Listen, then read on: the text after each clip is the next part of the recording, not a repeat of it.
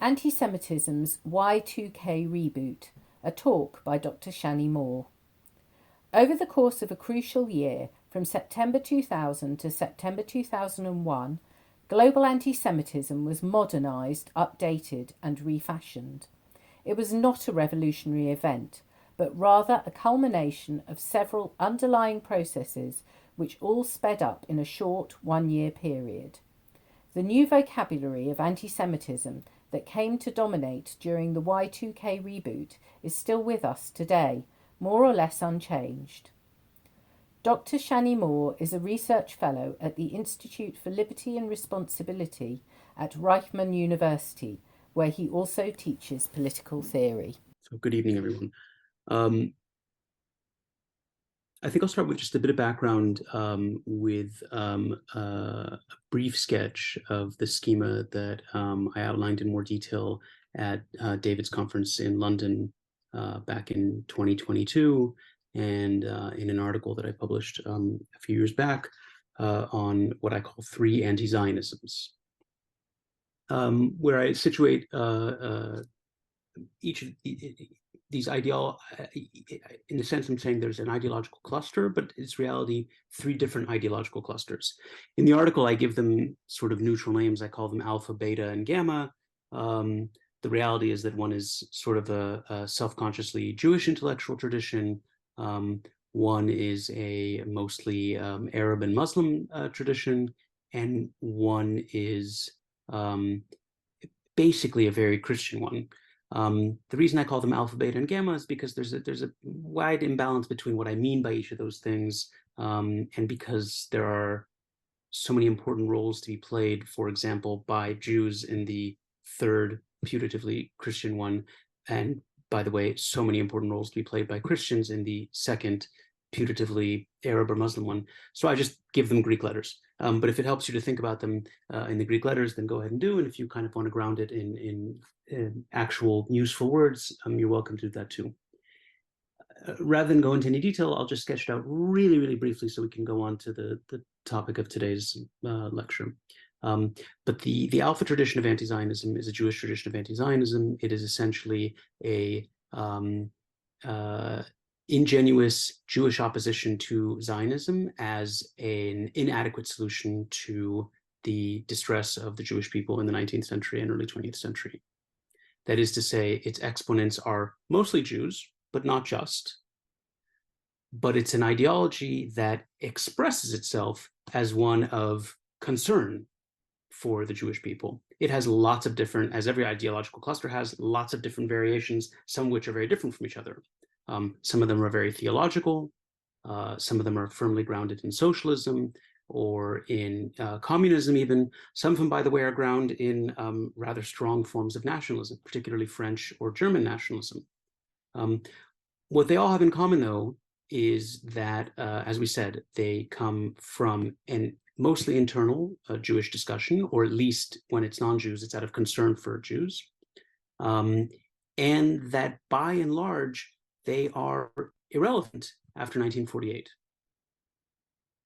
That is to say, it's quite different having a theoretical discussion when you're sitting in a cafe in Vienna about what the best way is to deal with the problem of Jews at the end of multinational empires in Central Europe and the Eastern Mediterranean than it is to have that discussion once a Jewish state has already been formed. That's the Alpha tradition of anti-Zionism.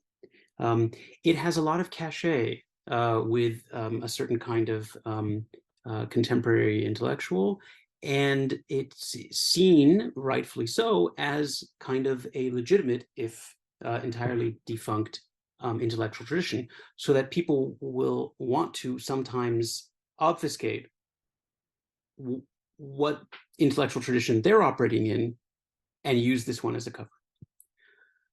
What's the beta form of anti-Zionism? This is basically the argument in the Arab world that an establishment of a Jewish state in the heart of the Middle East is somehow a gigantic cosmic crime, a huge crime against humanity, an absolutely intolerable thing that must be either prevented and, once it happened, reversed. And this expresses itself in all the ways we've known, or rather in the obverse of the word that's recently fashioned, which is normalization, right? So when Israel is being created, there's a war against the creation, and once it comes into an existence, there's essentially a complete and total boycott of it. No trade, no diplomatic relations, no movement across borders, not mentioning for the first 50 or so years of its existence, or 40 or so years of its existence, its name not appearing on maps, a refusal to engage in sports, but anything. And a feeling and a belief, by the way, that everything about it, including its civilians, for example, is fundamentally tainted and therefore a legitimate target.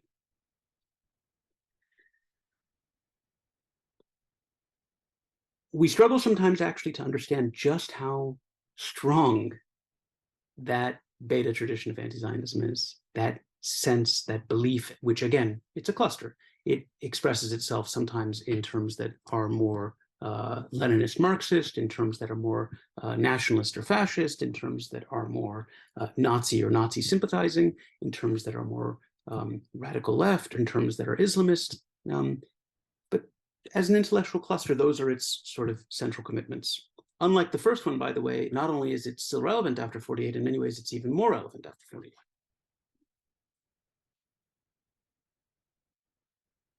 We struggle sometimes to actually acknowledge that that exists. I mean, one of the common tropes that I see every time normalization is discussed between Israel and Gulf countries is they always say, yes, Gulf countries didn't have, Arab countries didn't have normal relations with Israel because they were protesting Israel's treatment of the Palestinians. Well, no, the conflict emerges from the rejection, not the other way around. Or Arab countries refuse to normalize relations with Israel until there's a Palestinian state. Again, none of this was historically the case. These are all entirely ahistorical claims that show just how difficult it is, by the way, in the West to make sense of it. We don't have trouble making sense of international conflicts.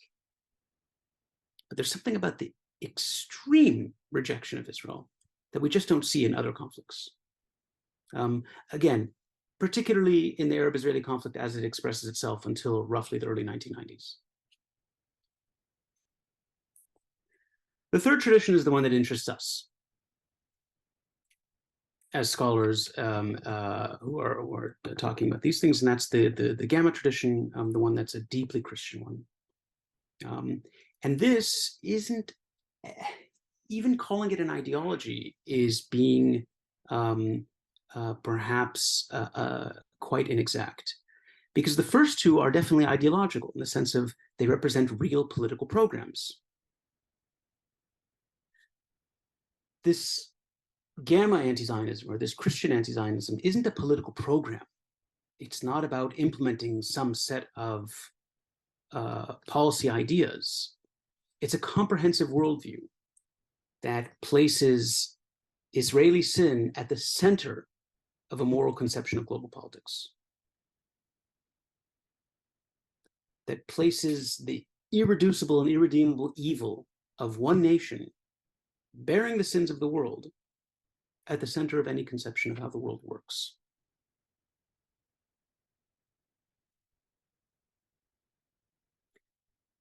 This is the thing that we're always encountering on campuses and in conversations with our Guardian reading friends and whatever. It's the thing we've also had to deal with quite a bit online in the last few days, although of course it's the second one that was much more upsetting than the beta version than the Gamma one. And it always comes to the question, which I think is a bit of a distraction, which is this anti-Zionism, or is this form of anti-Zionism, or is any form of anti-Zionism a form of anti-Semitism? And I think it's a distraction, and I'll explain why. The connection between anti-Zionism and of any form and anti-Semitism is what I call genealogical, not evaluative. What do I mean by not evaluative? What would evaluative mean in this context? It would mean that if I could prove a positive connection between the two, I can prove that you're bad.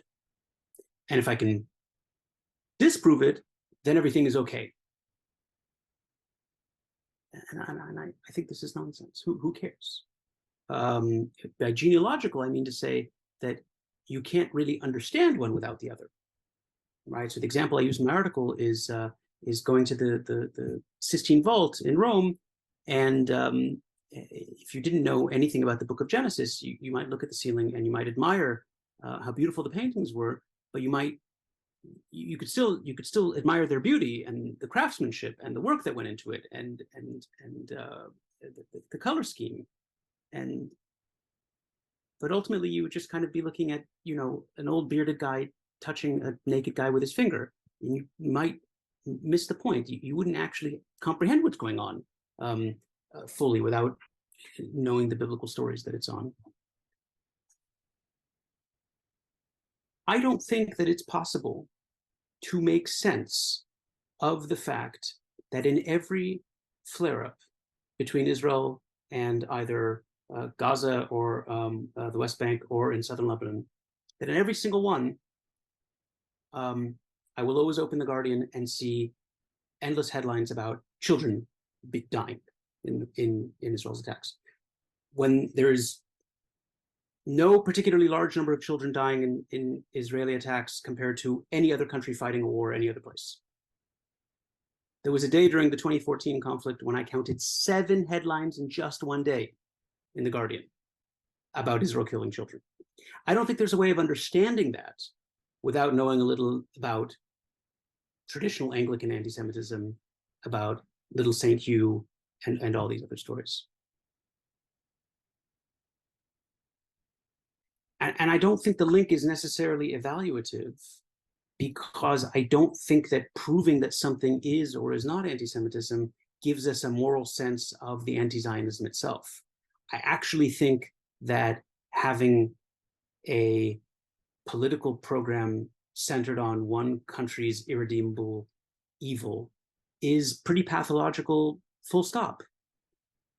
I think that if I encountered somebody who based his whole sense of global politics on the idea that Japan is evil, that Japanese lobbyists are controlling Western governments, that the Japanese love killing children, that any global conflict can be traced somehow to Japan, and that it's the measure by which everything bad, whatever the issue of the day is, the environment, police brutality, differential status in vaccine distribution, whatever is there, I wouldn't care if the person was motivated by an anti-Shinto bias or not. I would think they're an asshole just for that.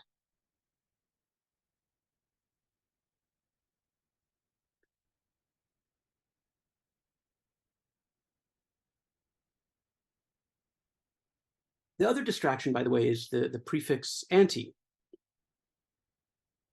I thought about this, and I thought about something else when I was reading what was actually a very good book, and I wrote a review that ended up coming off a bit more critical of it than perhaps it should have, of Susie Linfield's book on the left and Zionism. Has anybody actually come across that book? So in that book, anti-Zionism is really treated as sort of the negation of Zionism, where I think that especially that gamma form, honestly, I think all 3 forms, right? I think they're, for us, for as sociologists or social scientists in general, or as political scientists like me, I think this is an ideological movement that is interesting on its own merits. Zionism is very interesting too. Opposition to Zionism is interesting, but this thing that I think most of us in this room are actually interested in, this comprehensive worldview that places Israel at the center of global evil, is a fascinating topic on its own, and it needs its own explanation.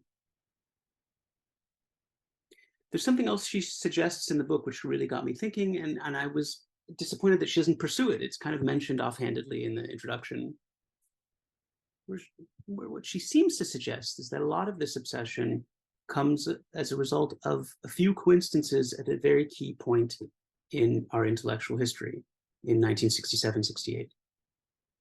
She says it happens to be that there's this massive intellectual rupture regarding the Vietnam War. And at the same time, there's the Prague Spring with all of its disillusionment with the Soviet Union. And that all that happens just less than a year after Israel's astonishing victory in the war in 1967. And there's something I like about that explanation, actually, and I wish she had written more about it. I don't know if it's not explored, and I don't know if it tells the whole story. But I'm actually a big believer that there's a lot of sort of just random coincidences that happen, and interesting timing. And I think there's something to that. And that's particularly why I think, this is why we're talking here today, that there's a bunch of events that happen in a very short period, in less than a year, in 2011, that are a real hinge moment, at least as dramatic as 67, 68 were, in many senses, much more. And David has alluded to the main events of the time. There is, of course, the collapse of the Israeli-Palestinian peace process in Camp David, and the explosion of the of events that we would later call the Second Intifada in September of 2000, particularly with all the religious overtones, particularly a few, I think, kind of peak events that leave a long impression in the first days of the violence in September and October of 2000. There's the Durban Conference. I think there's a certain demographic moment that is occurring, particularly in Europe, where there's a certain kind of anxiety about immigration that has nothing to do with Jews, by the way, but it's then expressed with a great sort of attention to what is in reality a tiny Jewish minority in Europe. There's a certain intellectual moment too. It's post-Holocaust, post-Cold War, post-colonial, and in a certain sense, and this is much more important, I think, in Britain than on continental Europe, there's a certain sort of frustrated, sublimated anti-Americanism that lets itself get expressed as an obsession with Israel. And all these things were happening at once, not by design, not because somebody wanted them, but at just this moment of intellectual fluidity, just like the late 60s, just like the late 40s, just like the early 20s, when kind of all the assumptions are thrown out and everything is much more malleable before the music turns off and things get fixed for the next 20 or 30 years. You have these exogenous shocks of the Israeli-Palestinian violence, of Durban, and of, like I said, this demographic moment, it's 9/11. And there are people who are really well invested in this.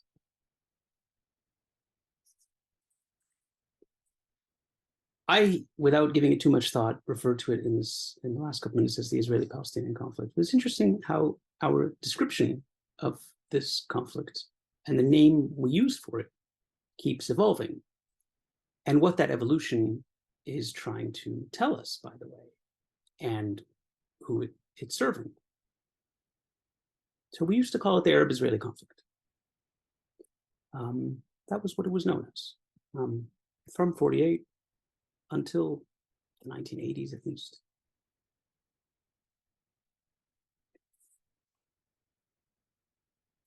When we moved from Arab-Israeli conflict to Israeli-Palestinian conflict, we didn't just put the Israelis first, but we also completely changed the comparative sizes of the belligerent parties. And we seem very much to want to actually deny what was there, the nature of the thing, which was that actually an enormous amount of Arab nationalism was defined in its opposition to Jewish presence in the Middle East, and that it committed great resources to this as it emerged from imperialism. And by the way, largely succeeded in this. in the entire Middle East. It did succeed, except in one tiny corner of the Middle East where the Jews were a local majority and able to defend themselves. When we shift from talking about the Israeli-Palestinian conflict to the occupation, which is a very curious shift when you think about it. Occupations are, in every other context, the result of wars, not the causes of them. And in this particular case, the occupation of the territory since 1967 is both a result of the war in 67 and its continuation over 5 decades is the result of the refusal to make peace. Usually when a territory is occupied in a war, it's recovered partially, rarely entirely, by the two sides sitting down and coming to a kind of diplomatic agreement. That simply wasn't the case here. In places, by the way, where countries did sit down and come to Israel with negotiations, they did recover occupied territory. By moving from Israeli-Palestinian conflict to the occupation as the cause of something, we've essentially removed the conflict completely. We've not only reduced the scope of it, we're now in the process of denying a conflict. It's now not two sides fighting each other, but the machinations of one side on the other. Following that, there's an effort to reframe that not as occupation, but as apartheid. What's the difference between occupation and apartheid? Is that occupation might be a focus on one side's sin, but it's a sin that can be expiated, right? End the occupation. If it's not a question of occupation, but it's a question of apartheid, if it's a question of Israel's self-definition and existence itself as a form of evil, then it can't actually be ended. The sin just follows you. It's part of who you are, and you are permanently tainted until you stop being.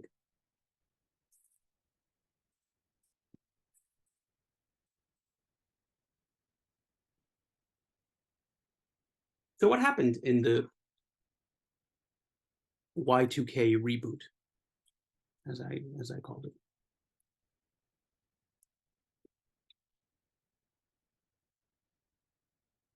Well, on the one hand, you had a real explosion of violence in Israel. But I think one of the sort of really big things that happened that is trivially true for us today with the perspective of 20 years and is openly acknowledged in the political mainstream since about 2015, maybe even slightly before. It varies country by country, but was vigorously denied by everyone outside the Jewish community as it was going on in 2000, was a dramatic drop in the personal security of Jews in Europe.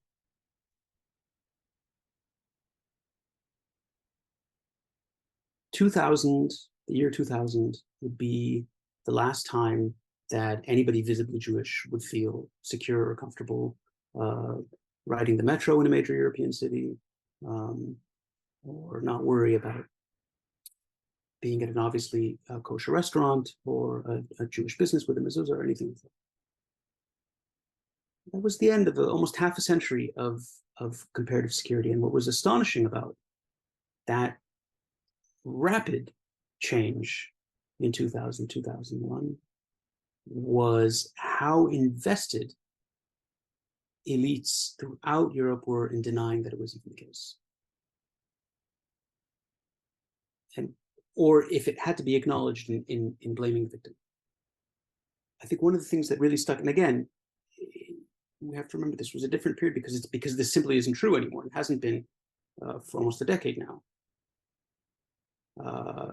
There's a much different attitude throughout the West on this issue. But in those days, in the early 2000s, I think there was a real long-term trauma for Jewish communities in Europe at how abandoned they were, at how self-described anti-racists and progressives really didn't care, and often were on the side of the people who were attacking them. We can talk about how that changed. Maybe there's some disagreement about how it changed. I think there's there's a much different attitude the last 10 years, or the last 8 or 9 years.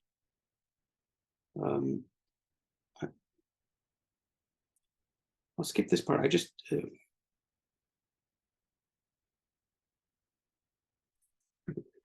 give an example that I gave when I gave a similar talk when I was in Oslo, and that's why I said I think there's 2 people here who heard it. So one of the claims that you get and that we hear endlessly since this Y2K reboot, from people who want to sound like they're saying the right thing, but actually reveal a lot about themselves. They say, well, you have to distinguish between Jews in Israel, and it's anti-Semitic to hold Jews accountable for the actions of Israel. Or sometimes worded less delicately, it's anti-Semitic to hold Jews responsible for Israel's crimes, which is a true statement, of course. Something really unsatisfying about that, right? It sounds to me like somebody saying, "Oh yes, you shouldn't blame this guy because his people are Christ killers." It builds into it and wants you, by the way, because you're the person who's supposed to be flattered, that somebody's sticking up for you. Your agreement about this sense of Israeli evil, of the Jewish state's evil.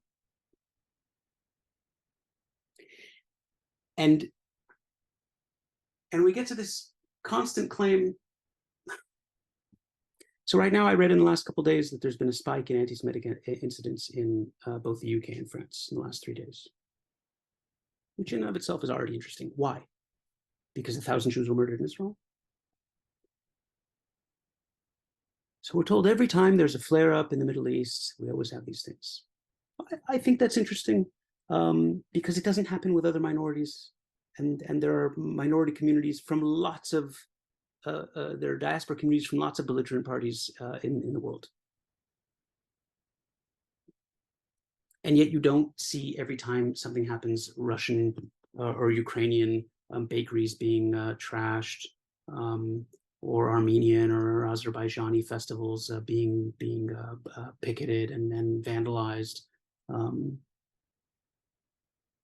And by the way, you don't usually see diaspora Jews attacking Muslims or Arabs violently. So our way of processing this is, well, there's a lot of anger. And our way of processing that postulate that there's a lot of anger is to reconcile this cognitive dissonance by convincing ourselves that the crimes of Israel must be truly great. And I think this is a bizarre intellectual process, a bizarre cognitive process that we're doing. We're seeing, instead of a common cause, a common effect. So the example I gave in the Oslo talk was, if we heard about somebody who was committing some kind of misogynistic violence, and we knew that he had just gone through a really bad divorce, it wouldn't occur to us to say, well, while I always condemn misogynistic violence and don't agree with this man's actions, I do understand that he's just been through a very traumatic, horrible divorce where his, ex-wife took all his money or whatever. On the contrary, if I found out that somebody was engaging in some kind of misogynistic violence, it would make me necessarily process what I know about his divorce differently. I would say, I think I got a window into why she left him.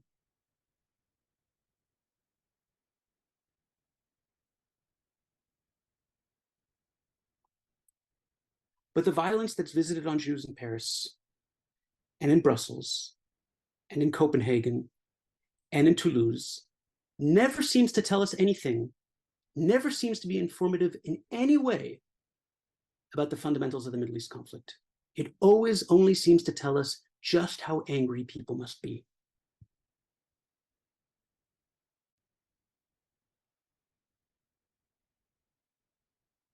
And that, I think, is the real transformation that happened in Y2K. All right, I'll leave it there and take questions.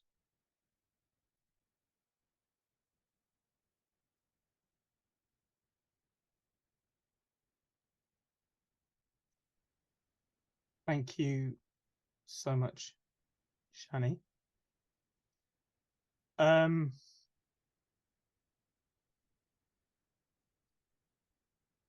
Let's talk. I think there will be some hunger amongst people to talk a little about what's been happening this week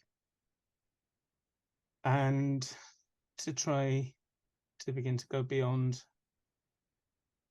just perceiving it into the realms of understanding.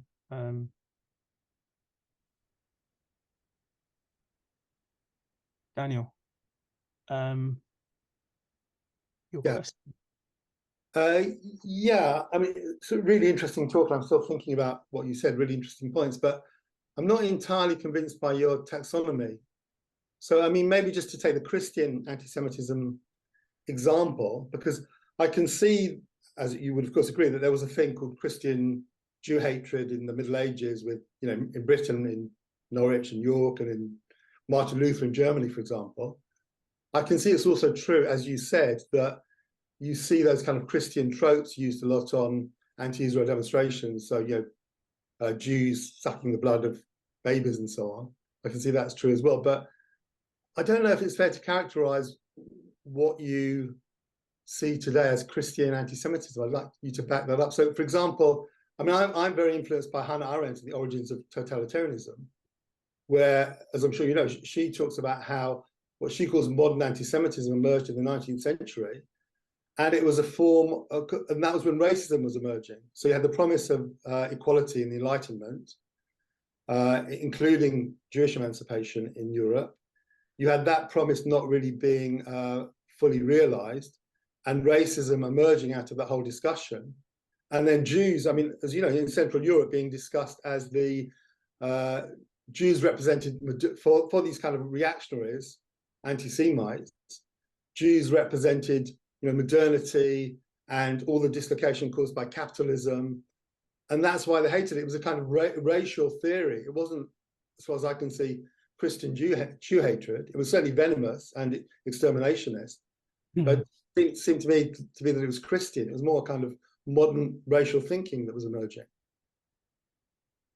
So I discussed what I called Christian anti-Zionism, which I said had its roots in kind of Christian anti-Semitism. Christian anti-Semitism undergoes three real modernizations, and we tend to think of it in the 19th century. Actually, I've read quite a bit about it, and a lot of it happens before the 19th century, even some of it in well into the 18th century and before. But we tend to think of the 19th century as the period when it's modernized along a kind of reactionary racial line, a kind of radical socialist line, and later into also in the 19th century, where a very fundamentally Christian anti-Semitism becomes translated and Islamized. So that's, I think Arendt picks out 1/3 of that, but my discussion wasn't about the Christian anti-Semitism. It was about a form of anti-Zionism, an ideological program.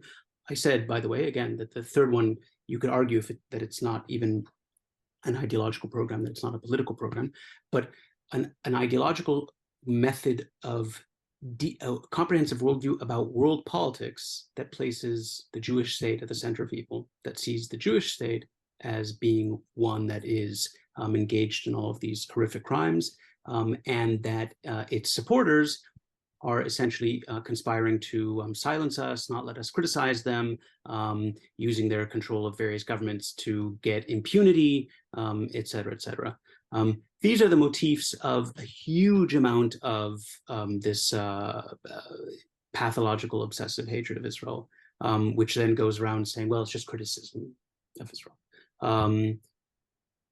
By the way, there's not a huge overlap between criticism of Israel and anti-Zionism, right? People think, oh, it's kind of a gray area or rejection of Israel, right? But it's actually very different. I mean, when people criticize governments or cultures or entire societies all the time, they don't fantasize that they're going to be gone. They don't, they don't get to a point in other countries that they dislike where they find the food that the people eat to be something repulsive and wrong that makes them angry.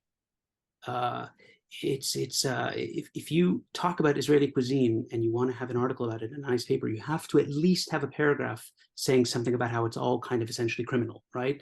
That there's something wrong with it.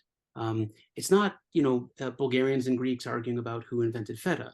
There's something sinful about it. College students in America claim that they're triggered when they see Israeli salad on a menu and demand for that to be taken down. They'll tell you it's not theirs, but then every time somebody says, "Oh, this is not Israeli," ask them, "Whose is it?" Because you'll see that actually, if I say about a Middle Eastern dish that people happen to eat here, that it's Egyptian, and somebody's Syrian and they believe it comes from there, it doesn't seem to trigger the same kind of anger. Well, why not? So why do you describe it as Christian, though? That's what I'm not sure about. Apart from the trope. This form of anti-Zionism, in my paper, I just call it Gamma. A form of anti-Zionism, which is an ideological worldview that places Israeli evil a comprehensive worldview that places Israeli evil at the center of every explanation for global politics. Its intellectual genealogy is in traditional Christian anti-Semitism. Its motifs and its tropes generally come from there. Its focus on the triangle of blood, money, and conspiracy come from there. So, Shany, you talked about genealogy, that anti-Zionism has a genealogy in anti-Semitism or in previous kinds of anti-Jewish ideology. And you also talked about a kind of moral condemnation, like to say that somebody's anti-Zionism is anti-Semitic is to say that they're an arsehole. I know I said that they're an asshole anyway. Like it doesn't. People always ask me, "Do you think somebody who's anti-Zionist is an anti-Semite?" I said, okay. I do not think there's a necessary connection. It is not necessarily an empty set to be a modern anti-Zionist and not an anti-Semite. So you talked about. I don't think it's possible to be an anti-Zionist and not be an asshole.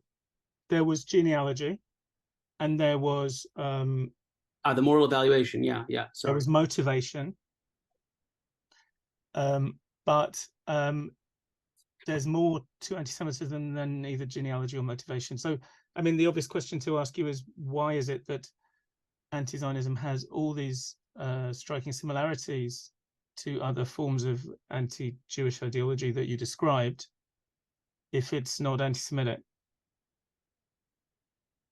It's very similar, right? It's Israel. Right. I didn't say it's not, etc. Yeah, exactly. I don't think you can understand it unless you understand anti-Semitism. I just don't. I just don't think that it's worth getting bogged down into some kind of litmus tests, 0 or 1. Is it anti-Semitic or not? But I suspect the reason it is because if somebody says, well, you have this ideology against Israel, people will go, okay, person doesn't like Israel, person might have a bit of a lunacy about Israel, but are they anti-Semitic? Your anti-Zionist boycott campaign, it's a bit weird, but is it anti-Semitic? Because in fact, the question, is it anti-Semitic, is a key question, isn't it? And well, it seems to me that in terms of practical politics, it's always going to be the question, and that's where we have a difference between anti-Zionism and being down on Japan. I mean, everybody would understand that being down on Japan is a bit weird and probably a bit racist, but actually it's not something that has any resonance. But anti-Zionism has resonance, and the resonance is a resonance of anti-Semitism. I understand that resonance. I don't think you could get very far in understanding anti-Zionism without coming to terms with it. I don't think you can get very far, but in the same way, not in the same way, but I don't think, by the way, that you could understand anti-Zionism very much without knowing something about Zionism either. None of these things can be studied in isolation. But I think that loony ideology that you alluded to is so loony. It can be evaluated on its own as a bit Well, of. I wonder. I mean, do you need to understand anything about Jews to understand anti-Semitism? Do you need to understand anything about Zionism to understand anti-Zionism? And I suspect that the answer is quite significantly no. That anti-Semitism is nothing to do with Jews, and anti-Zionism is nothing to do with Israel. I accept that too. But I also think when I say that the connection is genealogical, I'm not saying I'm saying you do need to understand, but I'm saying but but the obsession itself, the ideology itself, merits an engagement on its own terms. Please, somebody rescue the group from my incessant questioning. Let's have somebody else's questioning.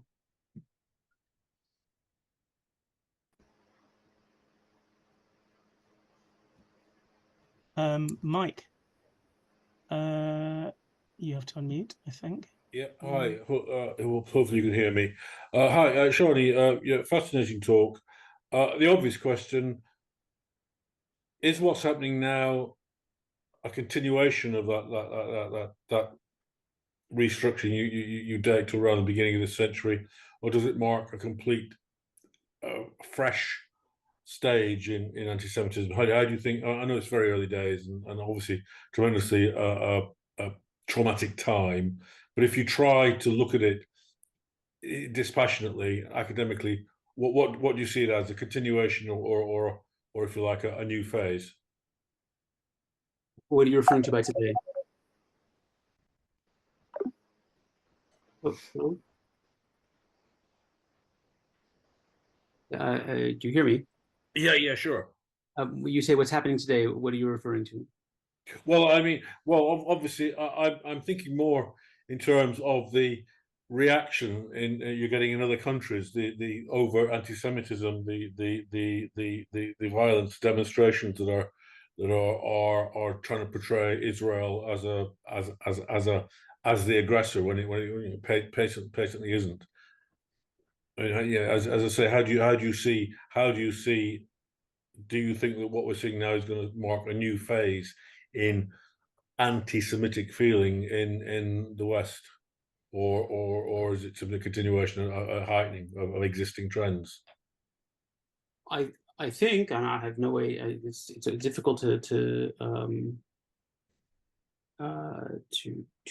evaluate one's own, epoch. But what I'm seeing now in terms of how this is dealt with and the violent expressions it sometimes has, and since 2021, not just in Europe but also in the United States, is a continuation of that reconception that happened in 2000, 2001.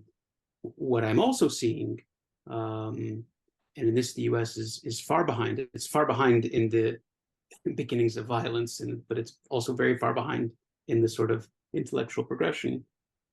What I'm seeing that's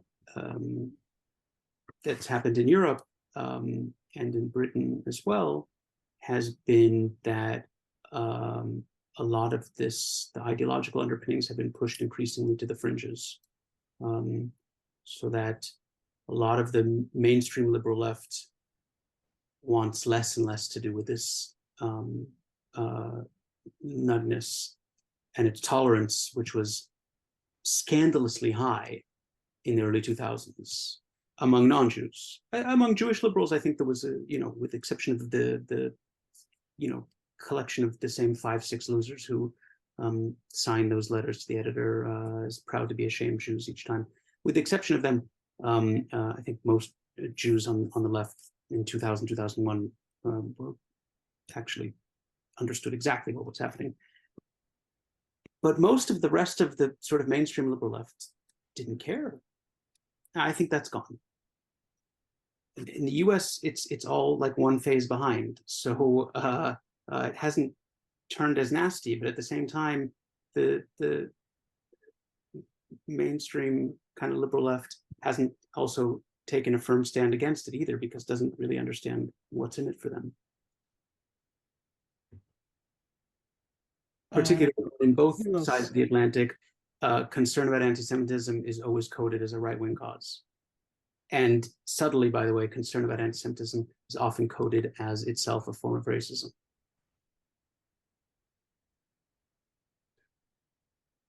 Incidentally, I'm not sure what we've seen recently is a kind of mirror of that on the US right, where people like Elon Musk say and do evidently anti-Semitic things, and then people on the Jewish right, they kind of jump up and down and say, how very dare you accuse our friend Elon Musk of anti-Semitism?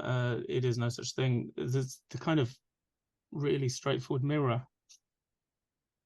So these are, I mean, I've thought about this issue a lot, and there's an Israeli aspect to both of these too, which is completely depressing, although a bit easier to understand because Israeli Jews have never been a minority, and so they don't have the same sensitivity that they should.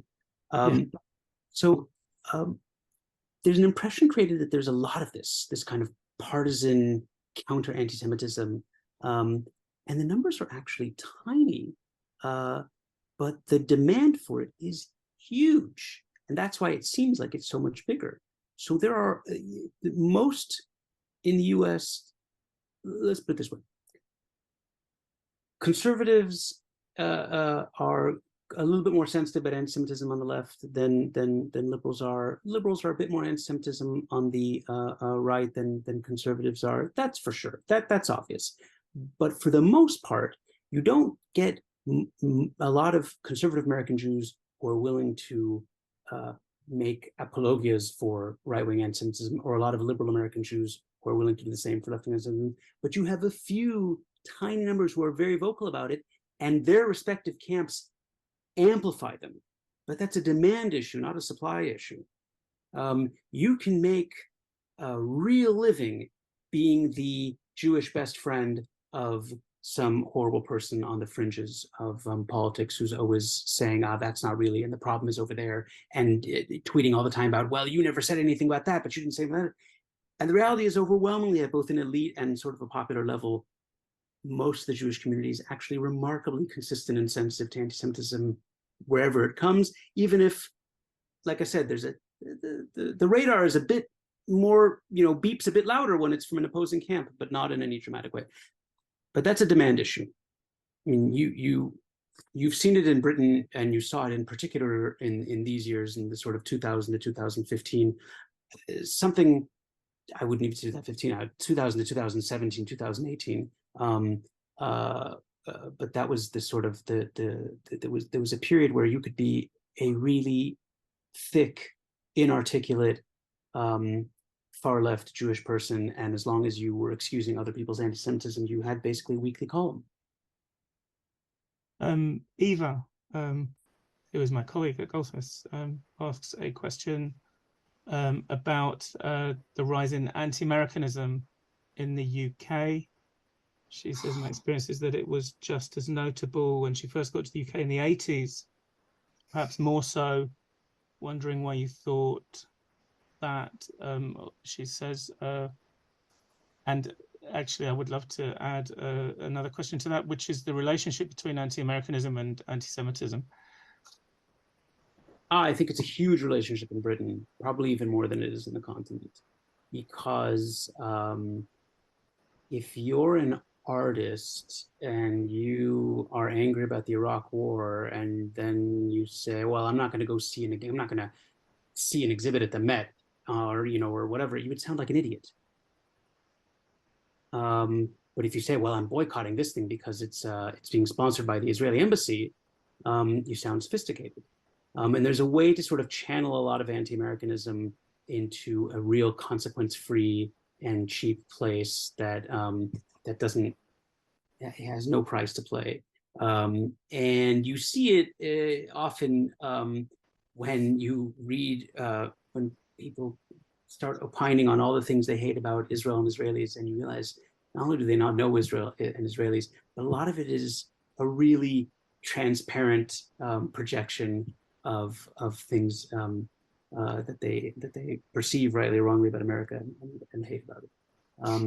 So there'll always be a social price to pay for that, and this is a way of not having to worry about it. Imogen, who is excluded from this event by not having a hand to put up. Imogen. Sorry, I've also got a 6-year-old who's like causing chaos. Sorry. Yeah. So you were giving like the divorce analogy earlier, and you were saying how, you know, somebody might make an excuse by saying, "Oh, this was a bad marriage." What is shocking? You know, he's going through a bad, you know, he's gone through a bad time, and that's why he's behaved badly.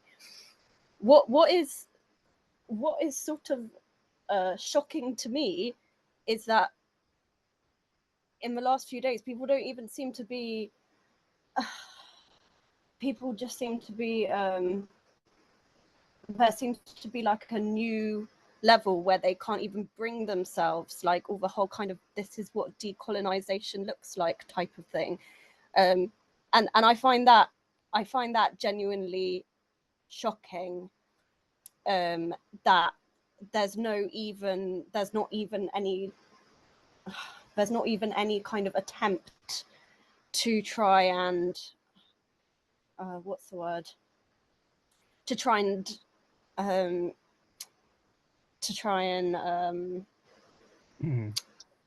do you see what I mean? Do you see what I mean? What you mean, but I want to say this. I don't find it shocking, and I'll tell you why. I think the reason people are finding it shocking is because they think there's some quantum leap from nonviolence to violence.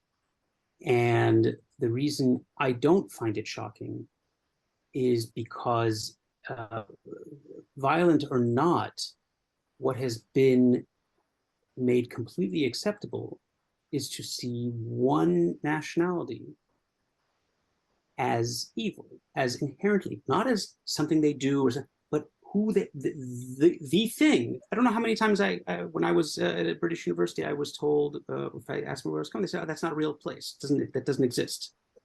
Or if I mentioned something from there, like this is something people eat there, that's a war crime, you know, because it's, you know, and when you, now this is not something people think about any other nation, in at least among British intellectuals, no matter how angry they are about what's happening in Myanmar or China or the United States for that matter. So when violence like this is directed that way, I think it would be actually surprising if they weren't finding excuses for it. Yeah. I wasn't shocked by this at all. See, I would think if people actually came face to face with the logical endpoint of the arguments, that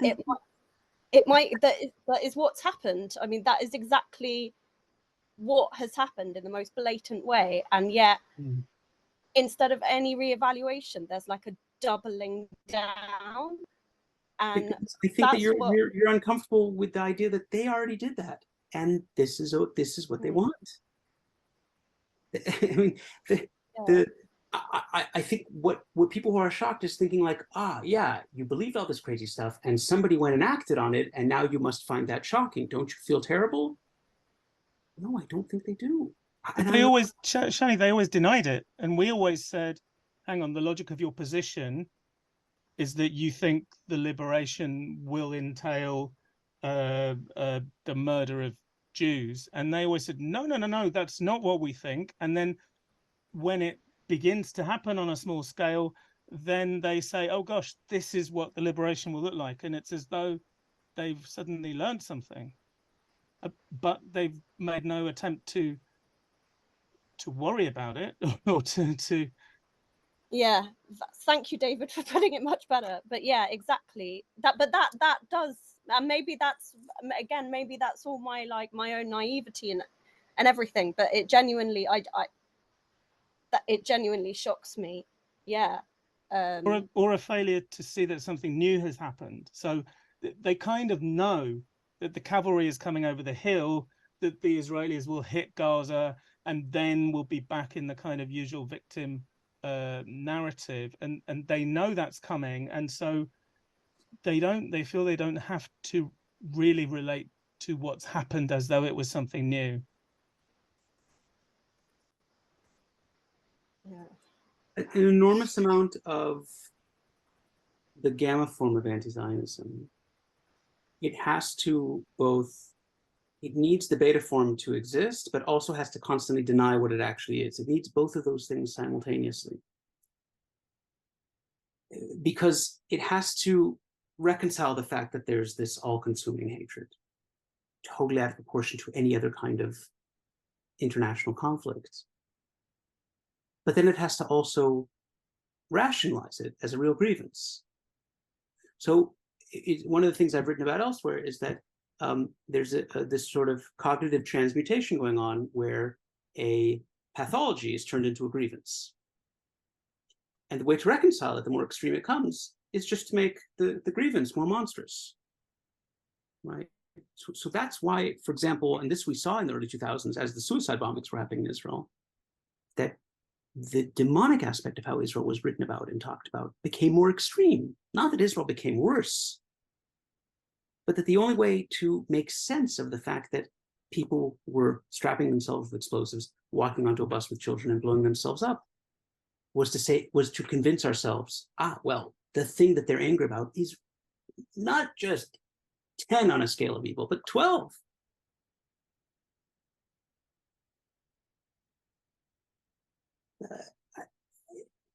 I can't just be shocked at the application of this to the question of violence.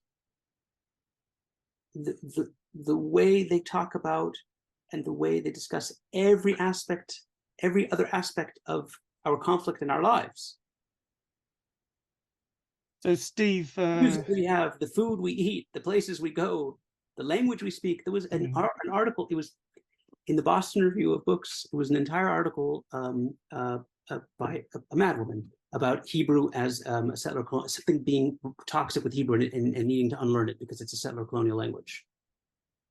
Steve in the chat kind of reminds us of this phrase, you reap what you sow. So when one sees a video of a young woman being taken off to Gaza, the response is that she is not innocent. She was living a privileged life, a life that was based on violence, that her comfort and her nice life was based on aggression, even if she didn't know it. And you reap what you sow, and you can't be surprised, and this is what you get. And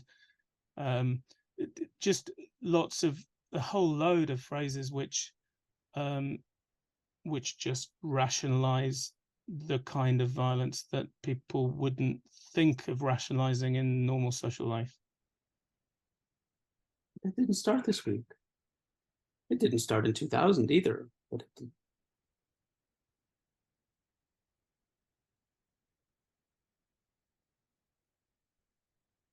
Yeah, I guess I was expecting more of a reaction like, oh, this is bad, but da da da da da. And there's been a lot of that, but there's also been a more terrifying reaction, which is like essentially celebration, which is completely.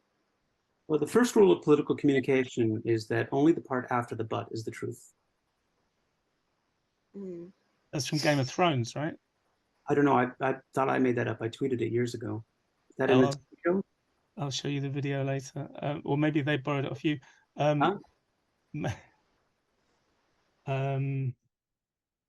Eli says the problem with, quote, your nice life is based on aggression is, of course, that taken seriously, all human life is based on some amount of zero-sum resource trade-offs. Sorry to interrupt, but you know that the two things that bear so much on the intellectual life of the people we're talking about, and that Israel hatred solves for them, are the Shoah and colonialism.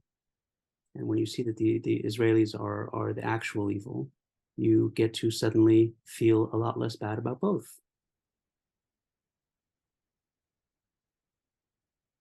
Yeah, so it's like the secondary anti-Semitism. Yeah. But there's a reason, by the way, why there's everybody loves calling every single action in Israel a war crime. There's lots of things you can say about stuff that's in the cover, but there's a particular reason why this is always the one. Sometimes even however improbably and however like silly the claim is, and it's one of these things that's utterly transparent and thinks it's invisible. War crime for everyone after 1945, the first thing they think of is the Holocaust. And when you get to fantasize about dragging the Jews into Nuremberg to show that they're the real Nazis, there's something deeply cathartic about that.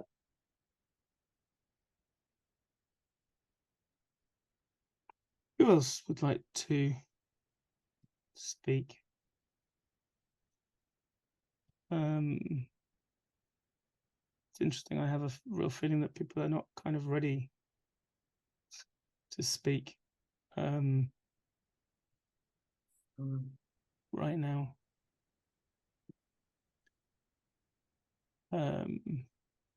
Daniel, where is Daniel? Yeah, but if I could just ask one straightforward question, well, maybe not, well, short question, maybe not straightforward.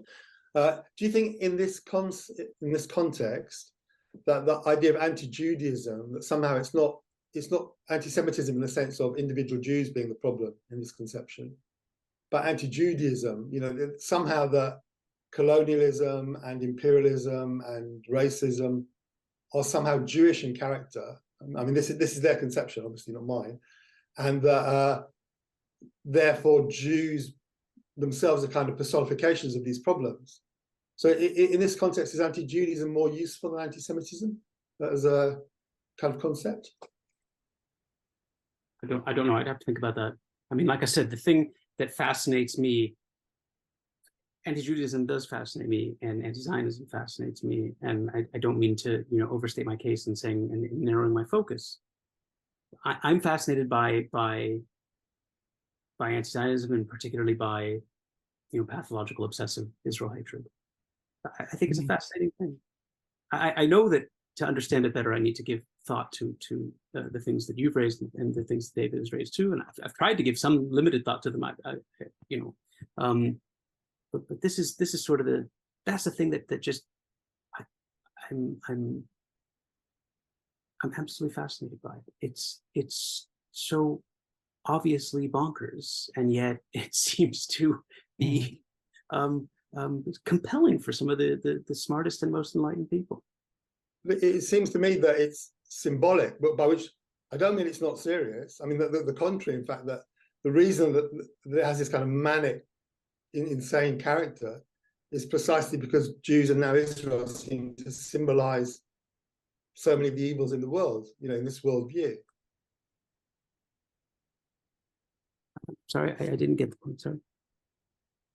I'm trying to say that in this worldview, this kind of crazy, unhinged, anti-Zionist worldview, it's not just a question of hating individual Israelis, although they, often do that. Oh no! It's not even the primary thing. It's almost always, by the way, it's almost, especially in the English-speaking context, it's almost always just a formulation of resentment and hatred at powerful Jews, what they perceive to be powerful Jews at home. But I mean, it isn't absolutely been the case. Isn't understanding the symbolic character of it, that Jews somehow in the minds of these people symbolize all of these problems of the world, or for example, Jews are seen to be personifications of settler colonialism.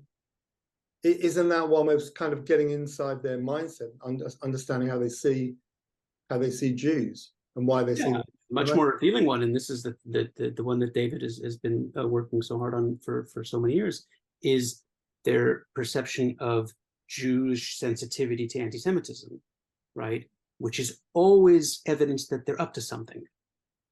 It's always in bad faith. If Jews are sensitive, if Jews are worried about anti-Semitism, they're trying to do something. They're trying to silence us. They're trying to bully us. Eli, you have your hand raised. You have no video?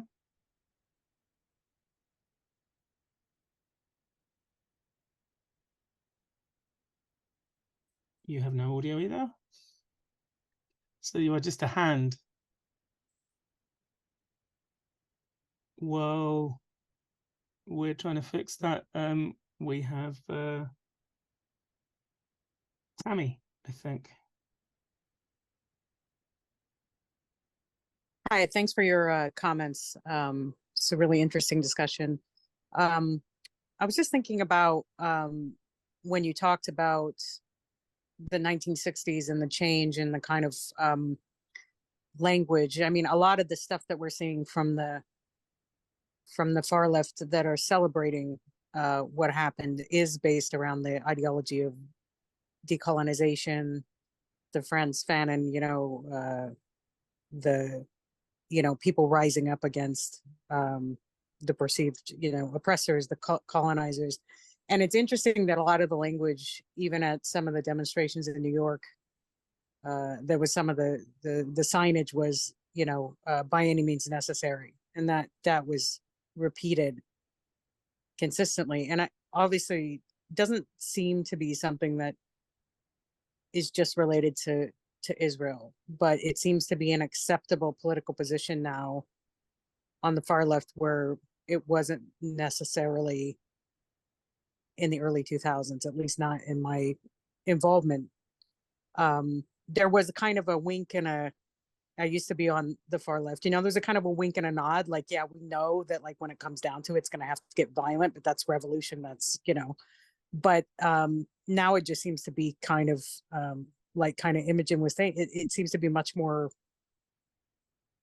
open that violence is what we're going to do because colonialism is violent. And I think that seems to be to me a little bit different than the arguments that were previously made. But I think it doesn't only apply to Israel. I think it applies to other political arguments as well, where there's an open advocacy for violent opposition that maybe was confined to smaller portions of the far left. That's just my perception anyway. Just wanted to know what you think about that. I have no a priori reason to reject the idea that that we're in another hinge moment. I have no way of knowing. I mean, my hypothesis is that 2001 that there was something happening there. That's why I called it the Y2K reboot. It's possible there's one happening now. I don't have a strong reason to accept or reject that hypothesis. I will note that in terms of the violence directed against Jews outside of Israel, violence against Jews in Israel has been sadly just a phenomenon of our entire time here.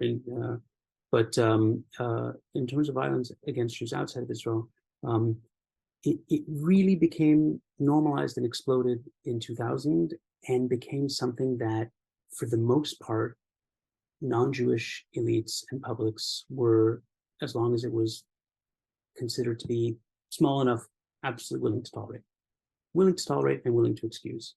And that was a big shift, I think, in 2000. So that's what I can say. That if there's an equally important shift happening now, a big shift, I will say a big shift in 2000, but one that was mostly on the other side of the Atlantic. It didn't really penetrate in quite the same way in North America until it did 2 years ago.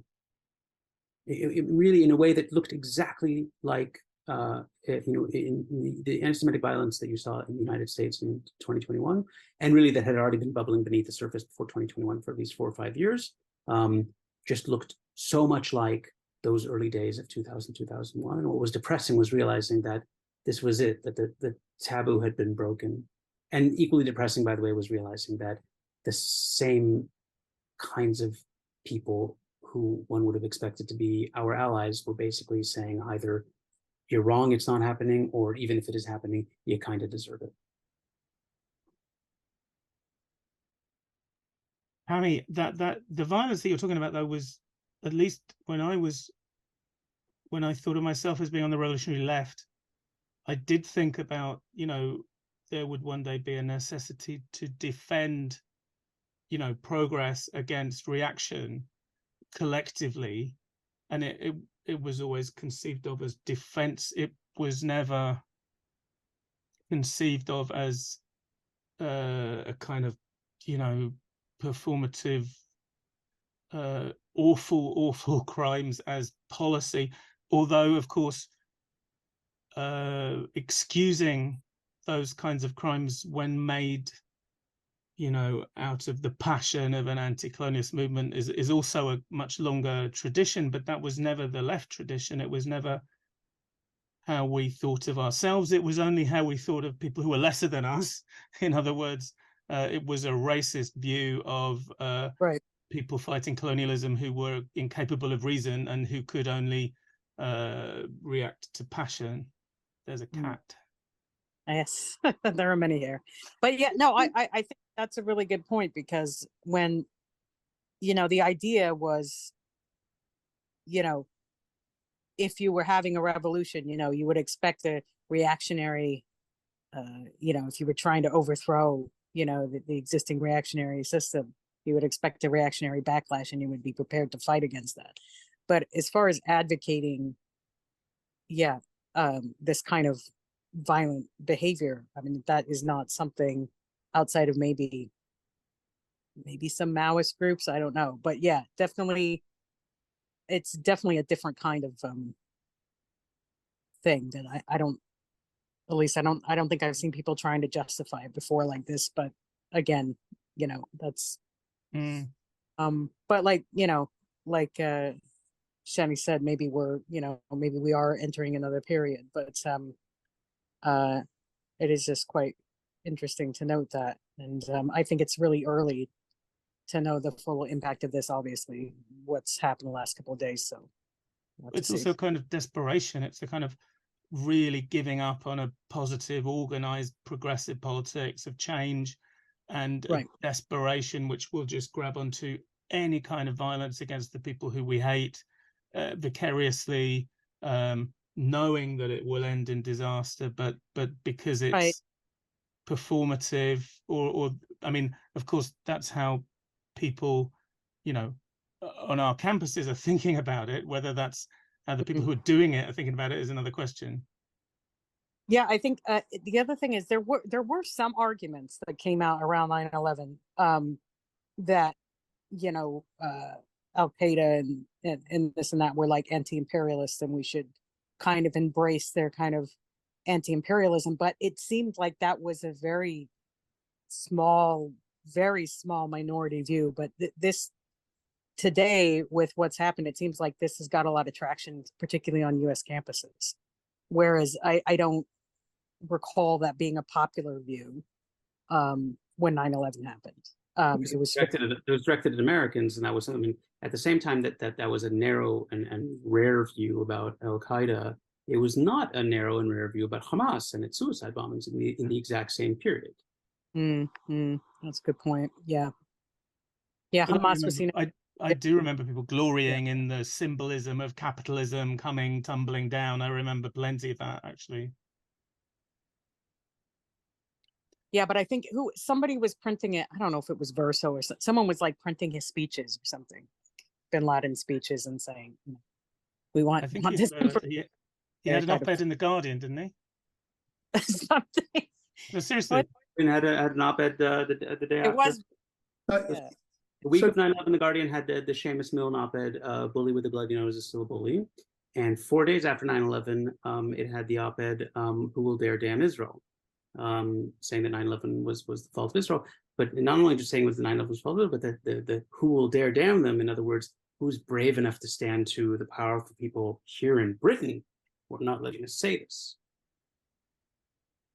So just a point of information: the Guardian reprinted a statement by Osama bin Laden, so it wasn't him contributing to the Guardian, which would be a bit weird. But in the statement is absolutely remarkable, because he conceives the 9/11 attack as being Jewish. He conceives America and capitalism as being somehow dominated by the Jews and representing the Jews. That was his perception of it. And I think it was presented in the Guardian as though it was his op-ed with the graphics, and I think it was weird. Isn't this what Matthias is working on, David? The yes, idea. Very happy to announce Matthias Kunzel's new book, which is the first book in our own London Centre for the Study of Contemporary Antisemitism book series, is out already and available at Amazon and other places, I assume. And we are having an event for people who can get to London on Saturday, the 21st of October. and Matthias is going to talk about his book and about the actually the Nazi antecedents of Al-Qaeda and contemporary Islamist politics. And we have just, goodness me, it was hard work, have secured a very, very nice room for that event. So we're going to be pushing that around, and people who can get to London for that on Saturday, October the 21st will be very welcome. And our main event is on Sunday, October the 22nd, the Robert Fine Memorial Lecture, which will be given by Howard Jacobson, and Danny Trom will be here, and Luciana Berger will be here, and people can still buy tickets. If there's no one else with their hand up to speak, I'm going to invite Shany to have a last word or two, and I'm going to also give you a couple of links in the chat, one of which is going to be so that you can help us materially at the London Centre. We don't charge for these events. You can pay us what you think they're worth, or you can donate much more than you think they are worth. Shany. The only last word I can think of is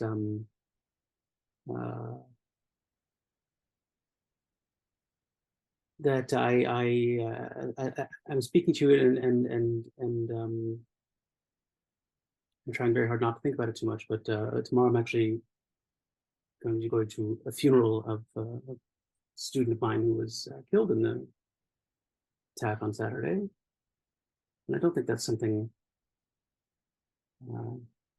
too many academics have to think about. I should say maybe that's an opportunity also to mention Ilan Troen, who is one of the big profs really of Israel studies, somebody who was a founder of Israel studies, has lost his daughter and son-in-law in the attack, and their baby survived, protected from bullets by their bodies. I mean, unthinkable. And for me, of course, being Israeli means that you know people who have been killed by terrorism or have been killed while serving in the army. And I suspect more and more, well, maybe more and more, maybe not more and more, but being Jewish also means that you are connected to that violence in a kind of personal way. I think something like 1 out of every 6,000 Israelis was murdered last week.